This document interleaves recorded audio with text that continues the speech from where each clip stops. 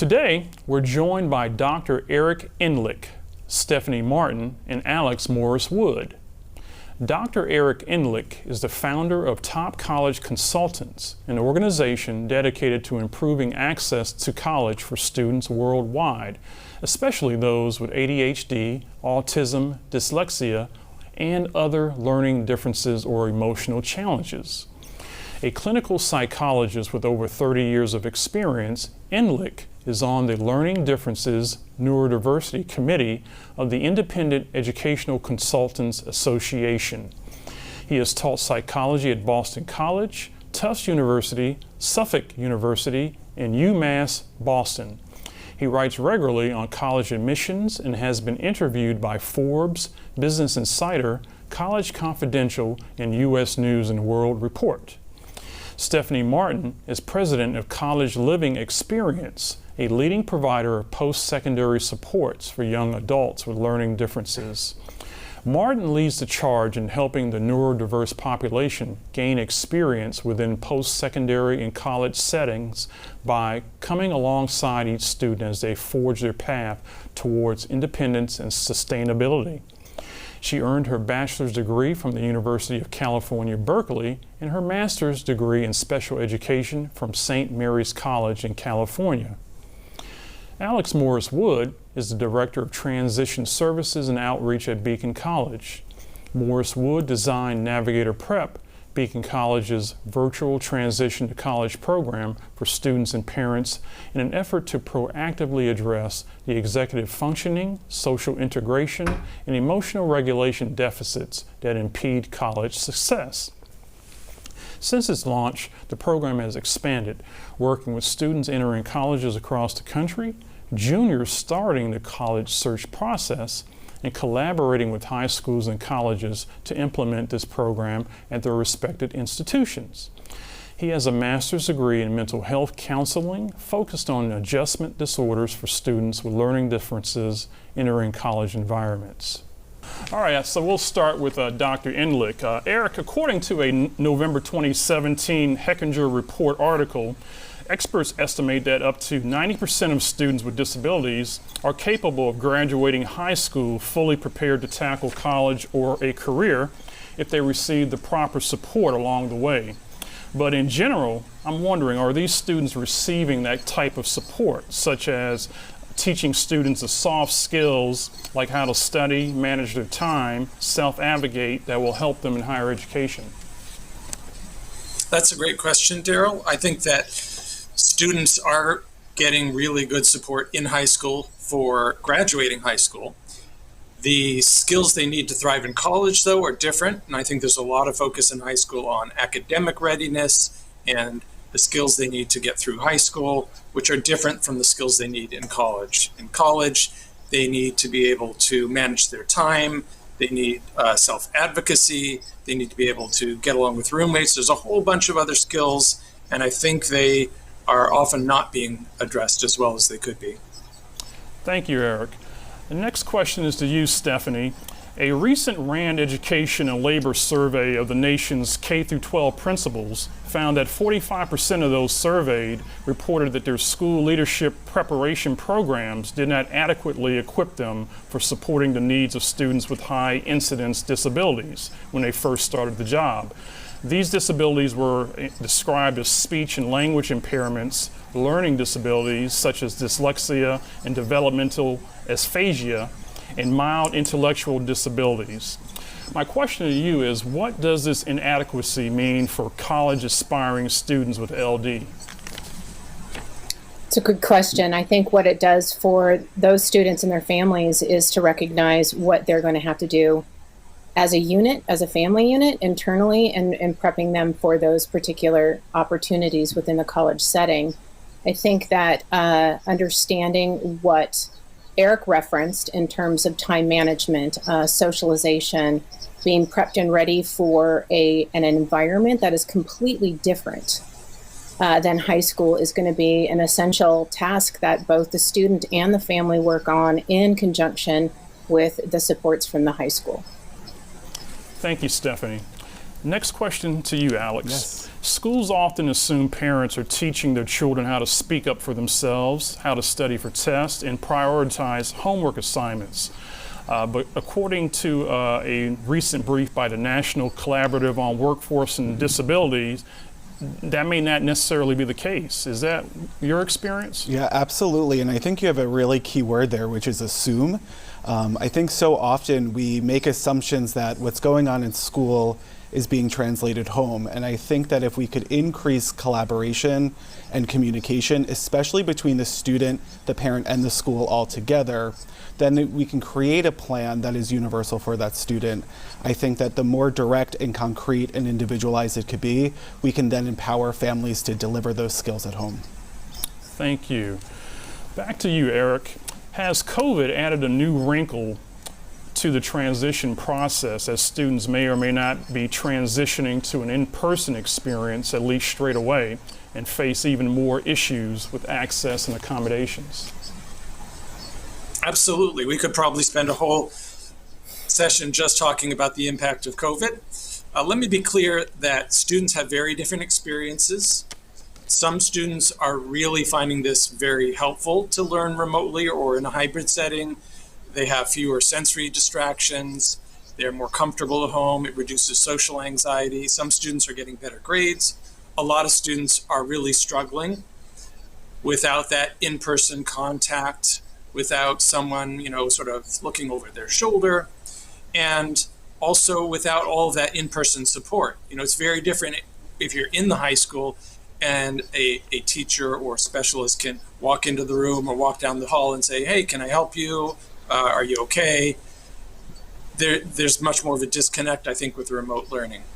And because of all the uncertainty with COVID, whether it's what's happening now in high school or what's going to happen in college, there's much more anxiety. Students tend to get much more anxious under these circumstances. So that's another whole challenge and layer to deal with, is the anxiety. Thank you, Eric. Back to you, Stephanie. What are some of the key differences between high school and college that are critical for students who learn differently to know? I think the key difference is that in high school, many of the supports are provided through a team-based platform. And when you transition into college, that team is no longer necessarily guaranteed, and the responsibility falls to the student to advocate for themselves in terms of their accommodations, in terms of understanding what those accommodations are and able to be afforded in the college setting can be very different than what they are in the high school setting. And truly, the responsibility and accountability falls solely onto the student's shoulders. And whereas in high school, it really is more of a team-based approach in terms of the teacher and the team within the high school itself. Thank you, Stephanie.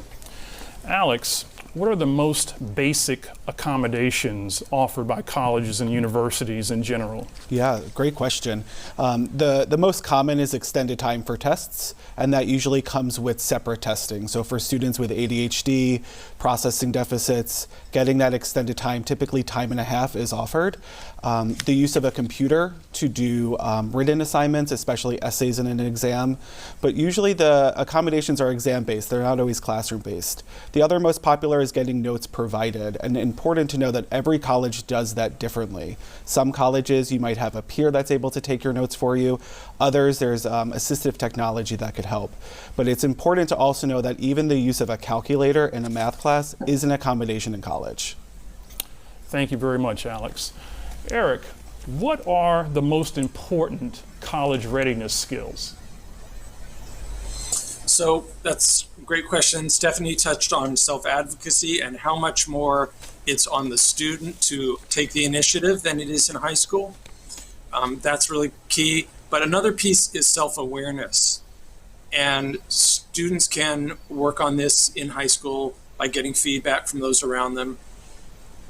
Emotional self-awareness, for example, knowing how do you respond under stress? Do you become depressed, anxious, withdraw? Do you tend to engage in addictive, compulsive habits like gaming or internet use or social media?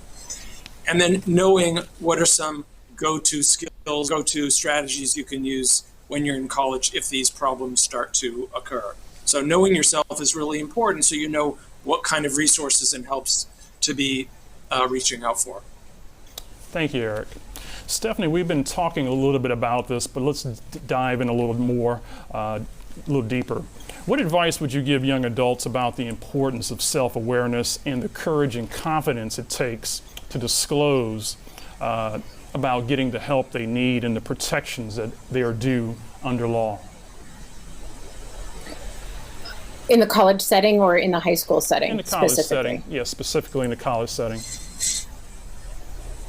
Well, I think it's a difficult conversation to have depending on what your disability is and how you want to, and what kind of accommodations you're looking for. So if we're talking about disclosure in the college setting, you're going to be able to afford your accommodations that Alex talked about.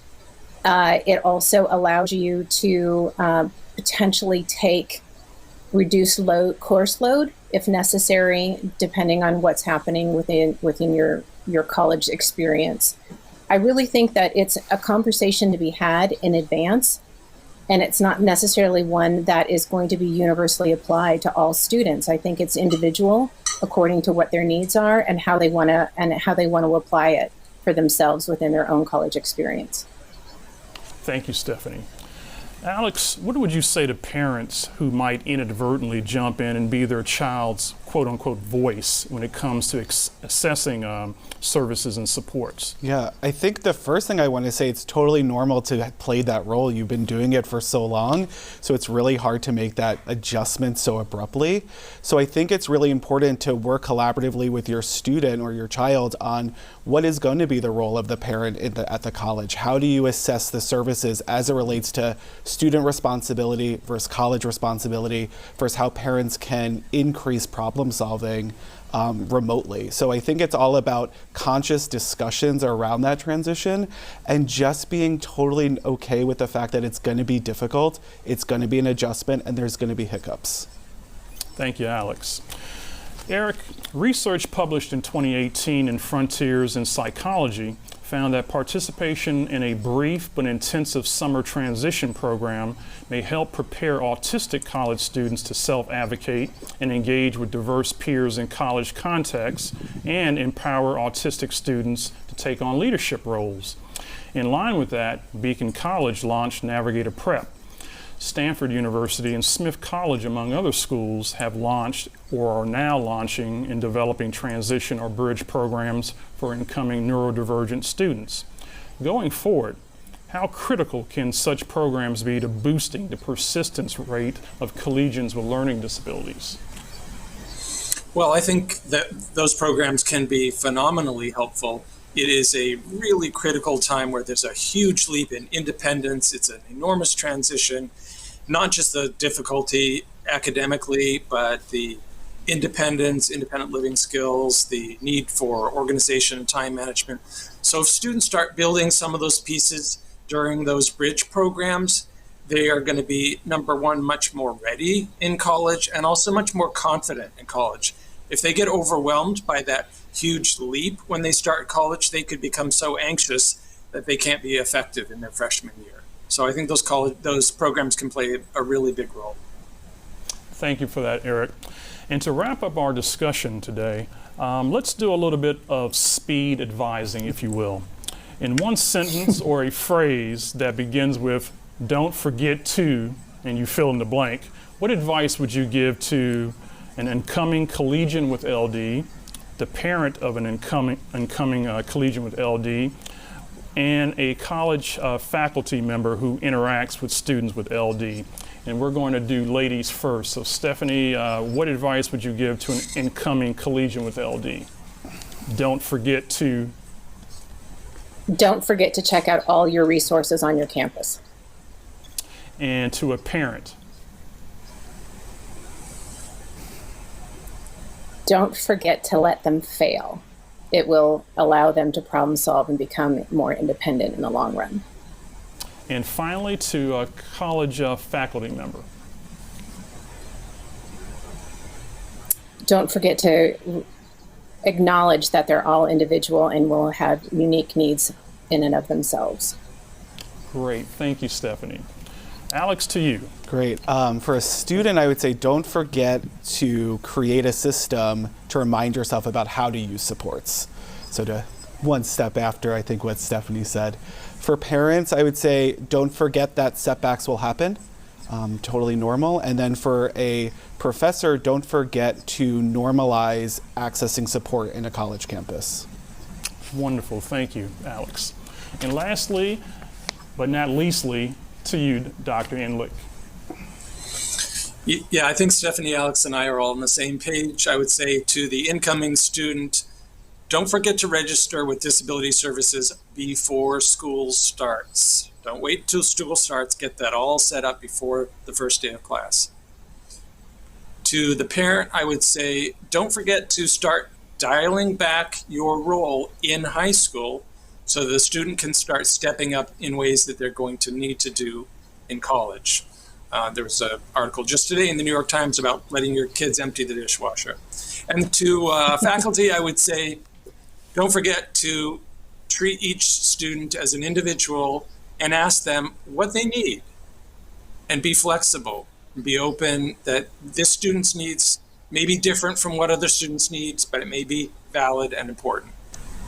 Well, I want to thank my esteemed panel, Dr. Eric Enlick, Stephanie Martin, and Alex Morris Wood. Thank you all for sharing your wisdom with us. Do you have questions about learning differences? Are there concerns you're facing daily in your journey with learning and attention issues? We're happy to answer your questions on air. Sign up via our website, awodtv.org, to have your questions answered during our Ask the Experts segment on an upcoming episode of A World of Difference.